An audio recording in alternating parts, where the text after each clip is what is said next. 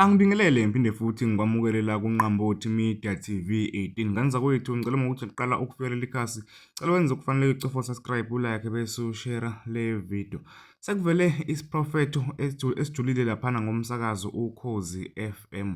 Kanti ke lensizwa esesithombeni isibe nesiprofetho sokuthi emsakazweni Ukhozi FM baningi abantu abasazoshona. Lona wesilisa ke uthi ke lapha emsakazweni kunento eyisilwane. Uthi ke kunomuntu owahamba eyozama ukuthwala wayesebuya nento eyisilwane nokuyiyona lento lena esegwaza abantu okanye into ebulala abantu emsakazweni Ukhozi FM. Kanza kwethu ngale nje kokukhuluma kakhulu ake uyibukele nansi ivideo yalensizwe ngesikhathi ikhuluma iveza lezi indaba ethi ke ziyisiprofetho esifike kuyona.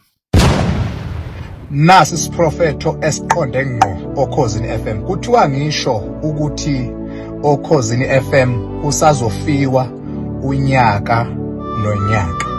Usazophuma umphefumulo unyaka nonyaka. Usazongcwatshwa unyaka nonyaka. Isizathu salokho ningilalele kahle. Angizili ukuzofuna ama-followers, ngikhuluma into eserious, ngikhuluma nento engitshenwa yona noma nento engitshenwe yona. Kuthiwa angisho ngoba ngibona kunomuntu kwi-management ohamba ayolanda isithwalo, kodwa mayelanda isithwalo ulanda isithwalo sento usengazathi kuvusa umuntu. Wayeselo umuntu ephendula isilwane, wayese ethatha lento wahamba wayifaka phakathi emsakazweni. Kune-passage enkulu la kudlula khona wonke umuntu. Wafike lento wayifaka lapho. Uma eyifaka lento lapho into eyenzakalayo kwakumele ukuthi ke inqubomgomo yalesilwane sasilandiwe bekumele ukuthi unyaka nonyaka kumele Ukhozi FM kube sengazathi kuhlela umcimbi, kwenza umcimbi okuzohlatshwa khona inkomo kuchitheka igazi.